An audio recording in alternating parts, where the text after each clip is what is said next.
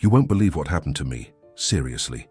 Get ready for the most absurd story you'll hear today. Just imagine a process server knocking on my door on a Saturday morning. Nothing out of the ordinary for a federal judge, right? Wrong. The summons wasn't for me, it was for my daughter. My 12-year-old daughter, and you know why? For swimming in the pool that I built in my backyard with my money. That's right, you heard me. Welcome to the surreal world where children are sued for playing in their own homes.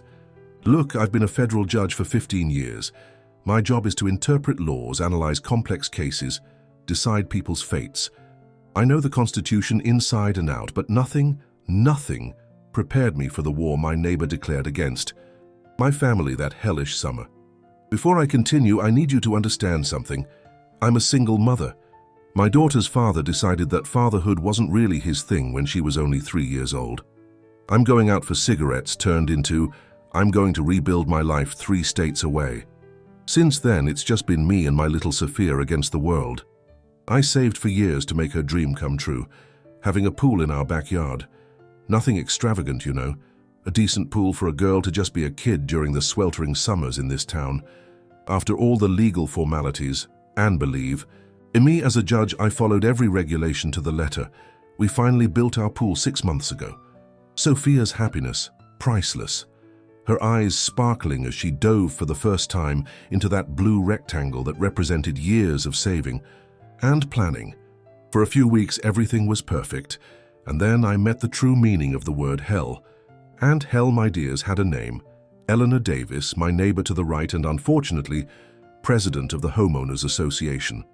Imagine a woman in her early 60s, hair impeccably dyed an artificial blonde, always in heels even to get the paper, and with that posture like she'd just swallowed a broomstick. Eleanor lived as if the entire neighborhood was her private kingdom, and she, the absolute queen.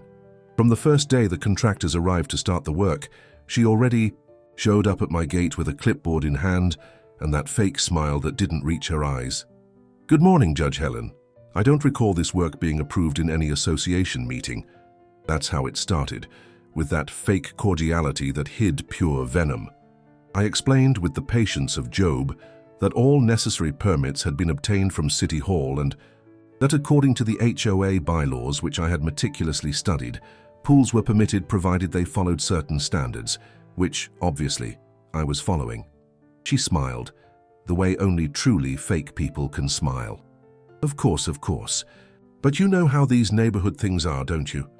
There are always nuances that only those who've been on the board for years understand. Nuances. The favorite word of petty tyrants when the written rules don't favor them. The following week, I received the first fine. Unauthorized structural alterations. Amount $300. I laughed to myself when I read that. Seriously, she was trying to intimidate a federal judge with a fine that had no legal basis. I sent a formal response, citing every paragraph of the HOA bylaws that gave me the right to build the pool, along with all municipal permits. I also attached a gentle reminder that baseless fines could be interpreted as attempted extortion. The fine was withdrawn. Victory, not by a long shot. It was just the beginning of the war. Sophia, my daughter, is the kind of child who feels everything intensely, extremely intelligent, sensitive enough to pick up on tensions many adults would miss. She started noticing Eleanor's stares through the fence. Stares of pure contempt whenever Sophia and her friends were having fun in the pool. "Mum, Mrs. Davis keeps looking at me weirdly when I'm swimming. Am I doing something wrong?" That question broke my heart, my daughter feeling guilty for using something that was hers by right. I explained that no, she wasn't doing anything wrong at all, that this was our home, our pool, our time for fun. But I noticed that from that day on, Sophia only swam when she didn't see the neighbor in the yard, as if she needed to hide. A knot formed in my throat. Nobody has the right to make a child feel that way. Things got worse when Eleanor called a special meeting of the Homeowners Association. I arrived late because of a court hearing, and when I entered the community center room, all eyes turned to me. Eleanor was standing, pointing to a slide with photos of my pool. As you can see, dear neighbors, this kind of structure devalues our properties. Furthermore, the constant noise of children screaming disturbs the peace that has always been characteristic of our neighborhood. Breathe. Deep, Helen. Breathe deep. I calmly stood up. Good evening, everyone. I apologize for being late. I was in court. I made a point of emphasizing the word court. Little reminders of who I was never hurt. I'd like to clarify a few points. First, real estate studies show that amenities like pools generally increase the value of neighboring properties, not the opposite. Second, the HOA bylaws permit recreational use of properties between 8 a.m. and 10 p.m., with no restrictions on the types of sounds, provided they are within the decibel limits established by city ordinance. Third, I don't recall seeing a specific discussion about my property on the agenda for this meeting, which makes me question if this item was properly included following the procedures outlined in our charter. The silence that followed was delicious. Some neighbors were hiding smiles. Others looked down embarrassed. Eleanor, however, didn't give up. Precisely for that reason, Judge Helen, we are proposing an amendment to the bylaws, specifically regarding aquatic structures and their impact on the community. It was then that I discovered she had manipulated the vote. She had deliberately scheduled the meeting for a time she knew I'd be in court and packed the room with her allies. She was trying to change the rules of the game in the middle of the match. Interesting proposal, Mrs. Davis. I'd just like to remind everyone that, according to established case law and the principle of vested rights, changes to bylaws cannot be applied retroactively to structures already approved and built. That would be equivalent to changing the rules of a game that's already started, which any court would consider abusive. I smiled as professionally as possible. But of course, you are free to vote however you wish. Just be aware that I will legally challenge any attempt to apply new rules to my existing property. The room fell silent. I'm sure many there didn't even know I was a judge until that moment. The meeting dispersed shortly after, with most people avoiding looking at Eleanor as they left. I thought that would be enough to calm her down. How wrong I was. The following week, I noticed something strange when I got home from work. There was a security camera on Eleanor's fence pointed directly at my backyard. Not at the street, not at her front door, at my backyard, at my pool, at where my daughter played. I felt my blood boil. This wasn't just an ego war or a neighborly dispute anymore. It was a deliberate invasion of my privacy, and worse, my daughter's privacy. It's one thing to mess with me, an adult, a judge who knows how to defend herself. It's another thing entirely to film a child without consent. That same night, I drafted a cease and desist letter demanding the immediate removal of the cameras, citing privacy laws and child protection statutes. I attached case law on similar cases and made sure to mention the potential legal consequences, including punitive damages. I delivered it personally the next day. Good morning, Mrs. Davis. This is for you. I handed her the envelope without further explanation. She took the envelope with visible scorn. What is this? Another one of your attempts to intimidate me? No, ma'am. It's just a friendly reminder that filming minors without parental consent is a crime under child protection laws. You have 24 hours to remove the camera pointed at my backyard, or I will take appropriate legal action. Are you threatening me in my own home? She puffed up her chest, indignant. Not at all. I'm just informing you of my rights and my daughter's rights, as well as the legal consequences of ignoring them. Have a good day. The cameras disappeared the same day, a small victory, but knowing Eleanor, I knew retaliation would come. And it came in the worst possible way.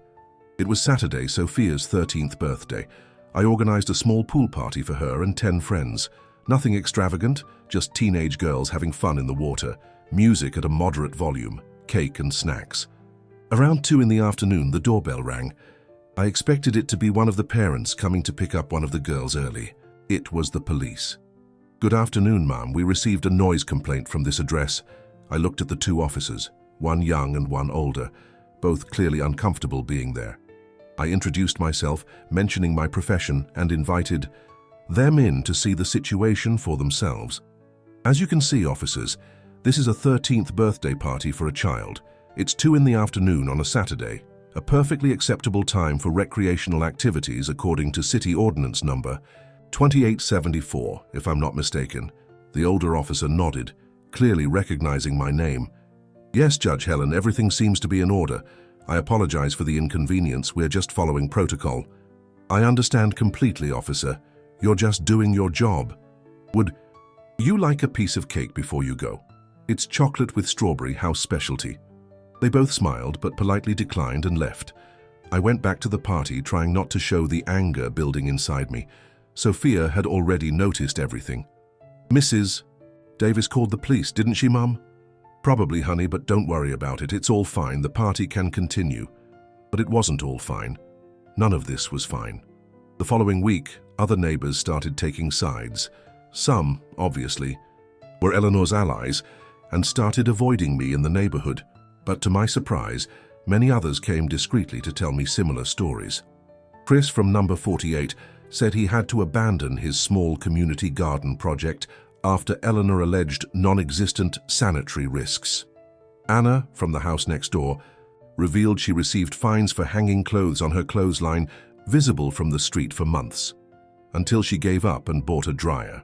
Richard and Paul, the gay couple who lived on the corner, confided that Eleanor tried to prevent them from adopting a dog, claiming neighborhood rules that didn't even exist. A pattern was emerging. Eleanor wasn't just a difficult neighbor. She was a tyrant who had controlled the neighborhood through fear and intimidation for years, and now I had become her new target. Then came the lowest blow. On a regular Thursday, a new process server showed up at my door, this time with a real summons. Sophia Martins, my daughter, was being sued for trespassing and unauthorized use of another's structure. I read and reread that document, incredulous. According to the initial complaint, signed by a lawyer hired by Eleanor, part of my pool supposedly encroached approximately 16 inches onto her property, and therefore every time Sophia swam, she was trespassing on another's property. Furthermore, it alleged that using the pool violated the right to quiet enjoyment and devalued her property. As a mother, I was devastated. As a judge, I was furious. As a human being, I was appalled by the utter meanness of suing a child to get at her mother. Sophia found the summons on the table when she got home from school. I hadn't had the courage to tell her yet. "Mom, what is this? Why is my name on here? Did I do something wrong?" I tried to explain as gently as possible, but how do you explain something so absurd to a teenager? Sophia cried for hours. She started having nightmares, dreaming she would be arrested for swimming in her own pool. She stopped inviting friends over. Her school performance, always exemplary, started to drop. My bright, confident, happy girl was turning into an anxious and fearful teenager, all because of a bitter neighbor with a thirst for power. Something inside me changed that day. This wasn't about a pool, about noise, about neighborhood rules anymore. It was about an adult woman deliberately traumatizing a child to satisfy some dark personal vendetta.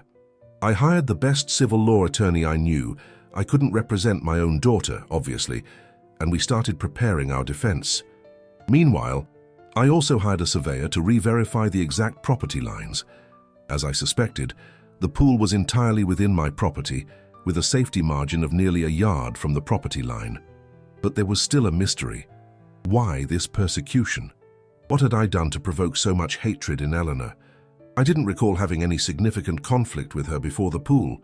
Something didn't add up. The answer came in the most unexpected way. During a neighborhood BBQ, yes, I still attended.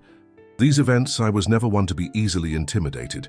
George, a man in his 70s who had lived in the development since its founding, came over to talk to me after a few beers. "You know, Judge Helen, I always thought it was strange how Eleanor picked on you from day one. It's not like her to attack right away. Usually she observes, plans, and only then attacks." I thought it was strange too, Mr. George. Honestly, I don't remember having any conflict with her before this. But you did, or rather with her son. George took a sip of beer before continuing. 15 years ago, you weren't a judge yet, but you were practicing law for Petrocorp. I don't know if you remember, but you represented the company in a case against an employee accused of sexual harassment against colleagues. That employee was Augustus Davis, the only son of our dear Eleanor. My jaw dropped.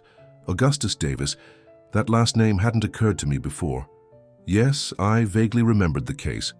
One of my first, as a corporate lawyer, I represented the company against a department manager accused by 5 female employees of harassment. The case was solid, with witnesses and even incriminating messages. He was fired for cause and later faced criminal charges. My God.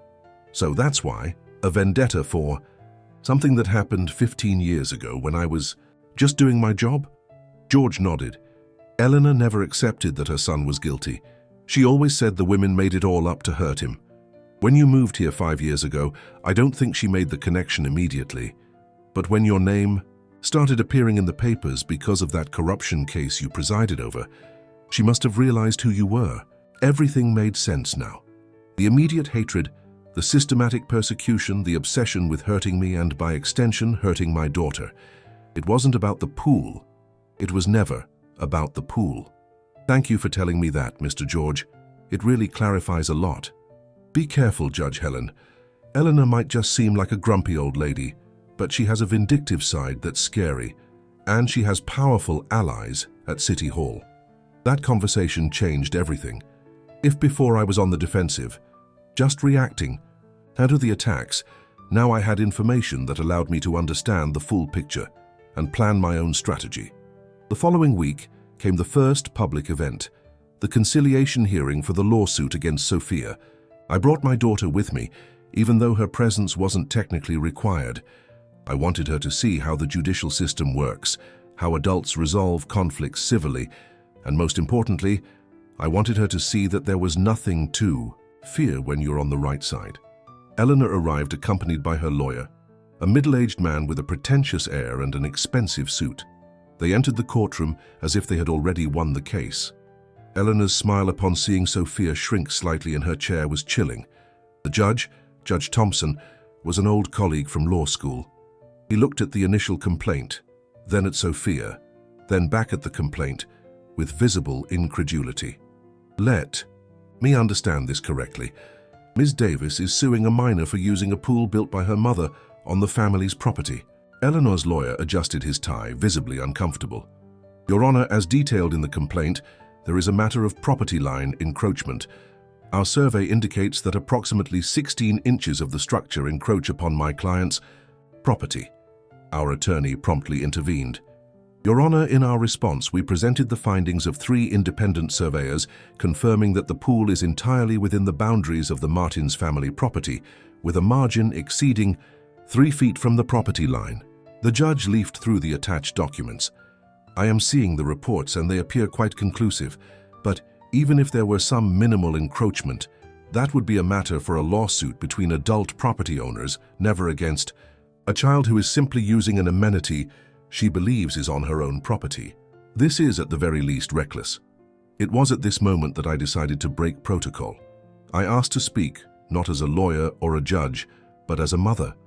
Your Honor, if you'll permit me, I would like to bring to the court's attention the real reason behind this lawsuit, which has nothing to do with the pool or property lines. I looked directly at Eleanor as I continued.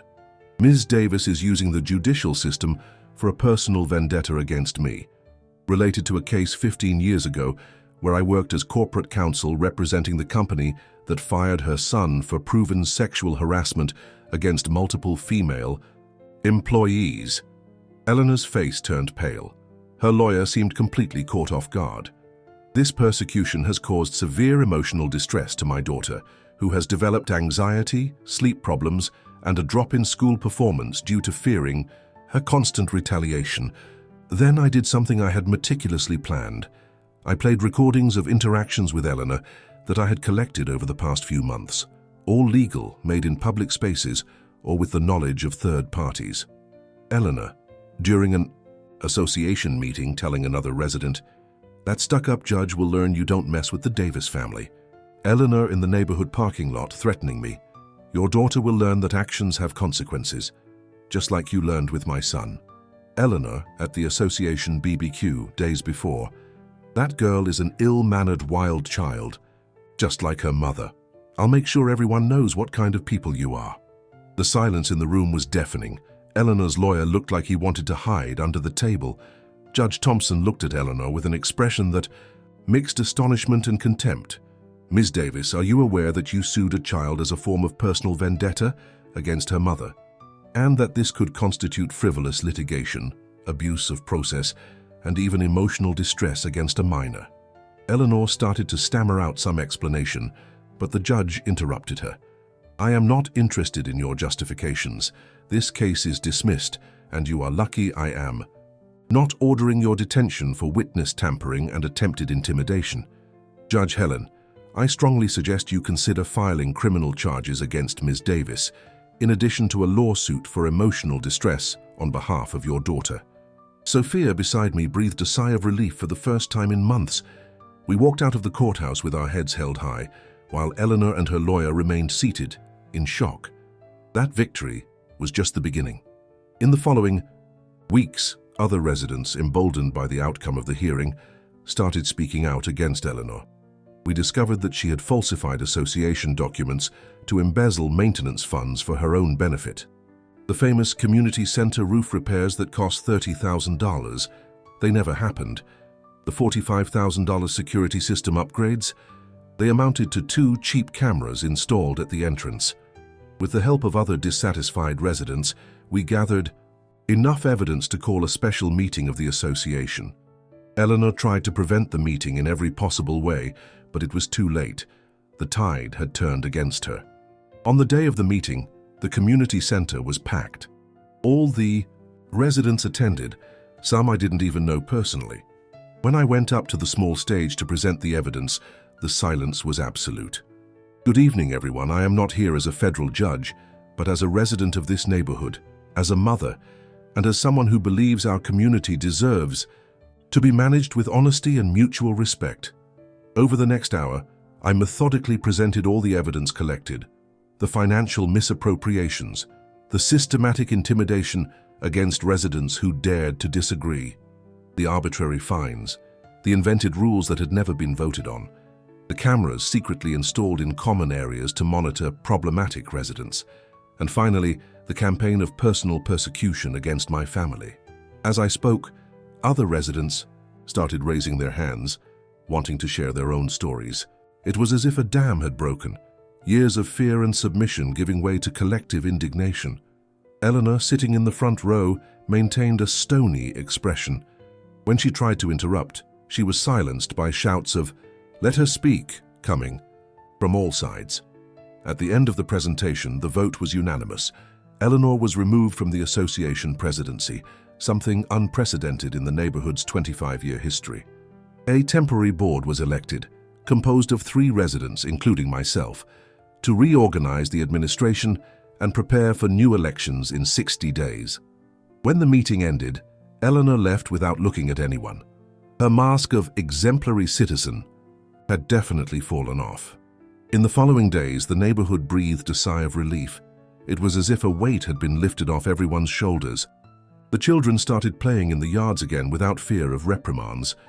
Neighbors started greeting each other on the streets again. Small, spontaneous get-togethers started happening on weekends. A week later, a "for sale" sign appeared in Eleanor's yard. She was rarely seen, and when she went out, she avoided looking at any neighbors. The vendetta she had nurtured for 15 years had turned back on herself. Sophia took time to regain her confidence. In the first few weeks, even after Eleanor's removal, she still looked out the window anxiously before going to the pool. Gradually, however, she returned to being the cheerful and carefree girl she had always been. And to my surprise, she developed a genuine interest in the law.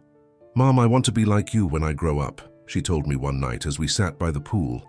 "Not just a judge, but someone who uses the knowledge of the laws to protect those who need it. You are already much stronger and braver than I was at your age, Sophia. And always remember, knowing your rights is the first step to ensuring no one takes them away from you." As summer came to an end, our neighborhood was transformed.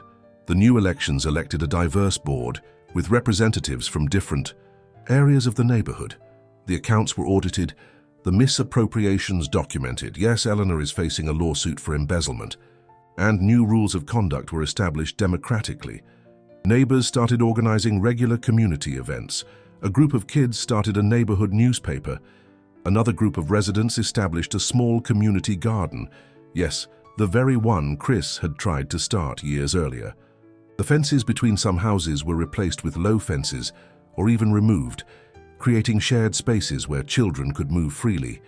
And the pool, The pool that should have been a source of division became the heart of our little piece of paradise. On Sunday afternoons, we held small BBQs where all the neighbors were welcome. The children swam and played under the watchful eye of the adults who took turns supervising. Older residents who had previously lived in isolation found a space to socialize and even get in the water once in a while. As for Eleanor, I heard she moved to an apartment downtown. Her son, Augustus, from what I heard, never got a stable job after the harassment scandal 15 years ago. I don't feel satisfaction in that. Justice is not the same as revenge. But I also can't help but think that our choices always define us sooner or later. On one of those pool Sundays, while watching Sophia playing with her friends in the water, George, the man who had revealed the truth about Eleanor to me, sat down beside me. Who would have thought, Judge Helen, that a simple pool would cause such an upheaval, huh? It was never about the pool, Mr. George, I replied, taking a sip of lemonade. It was about power, control, and the fear some people have of losing both. You changed this place for the better. Everyone feels it. It wasn't just me. It was all of us. When we decided we wouldn't live under the tyranny of someone who confused leadership with authoritarianism anymore. And so we continue, learning daily that community isn't built with rigid rules or constant surveillance, but with respect, empathy, and a willingness to listen to one another. The pool that almost destroyed my family ended up uniting an entire neighborhood. Sometimes when I'm alone by the pool, watching the reflection of the stars in the water, I think about how life comes full circle. How a seemingly simple decision, building a pool, triggered events that transformed so many lives, including mine and Sophia's. I learned that even knowing all the laws, nothing replaces a mother's courage protecting her daughter. I learned that oppressive systems only work as long as people allow them to, out of fear or complacency. And most importantly, I learned that justice, true justice, starts in your own backyard, in the small daily battles against abuses that many prefer to ignore. Sophia is 14 today. Recently, for a school project on everyday heroes, she wrote about me. Not about the federal judge who presides over important cases, but about the mother who faced a tyrannical neighbor to defend her daughter's right to simply be a child. I confess I cried reading that paper. Eleanor's house was sold to a young couple with 5-year-old twins. In the first few weeks, they seemed hesitant, almost too shy. I found out later that the realtor, knowing the neighborhood's recent history, had warned them about the federal judge neighbor who took down the old association president. I had to laugh, how stories change through word of mouth. I made a point of going over personally to welcome them, bringing a chocolate cake, the famous one, house specialty. I briefly explained what had happened without going into sordid details. I invited the kids to swim in our pool whenever they wanted. The relief on the new neighbors' faces was visible. Within a few days, they were already integrated into the new neighborhood dynamic. Last week, during a routine association meeting, now much more relaxed and productive, someone suggested building a community pool. The idea was met with enthusiasm. We're discussing locations and budgets. Ironically, my private pool, which caused so much trouble, may have inspired a collective amenity that will benefit everyone. Seasons pass, people change, some leave, others arrive. But something fundamental has changed in this little piece of the world we call home. We learned the hard way that a community is stronger when it stands together against tyranny, whether big or small. And as for me, I'm still the same Helen I've always been. A judge, a mother, now also an active member of my community. I still wake up some mornings with complex cases on my mind. I still worry about Sophia's future. I still have good days and bad days. But now when I look out the kitchen window and see the pool sparkling in the sun, I no longer think about the battle it represented. I think about the victory, not just mine, but that of everyone who learned that justice and community go hand in hand, and that both start in your own backyard. Oh, and if you're wondering if the lawsuit against Sophia had any legal consequences for Eleanor, the answer is yes. After the case was dismissed, we filed a civil suit against her for emotional distress, for frivolous litigation, and for the clear abuse of process in suing a minor as a form of personal vendetta. The case is ongoing, and although I am recused from presiding over it for obvious reasons, my colleagues on the bench have been quite clear about the seriousness with which they view the matter. But honestly, the greatest victory won't come from any court. It already happened here, in our neighborhood, when an entire community decided it would no longer be controlled by fear. When neighbors started looking each other in the eye again, caring about one another, building something together. And all of this because of a pool, a simple blue pool built with savings and planning, so a girl could simply be a girl during the sweltering summers in this town. Sometimes, the biggest revolutions start in the most improbable ways, don't they? So if you've ever faced an HOA tyrant, an impossible neighbor, or any form of abuse of power, remember, you are not alone. And often, the solution isn't to stay silent or move away. It's to stand firm, know your rights, and find allies where you least expect them. Because justice, true justice, always starts in your own backyard.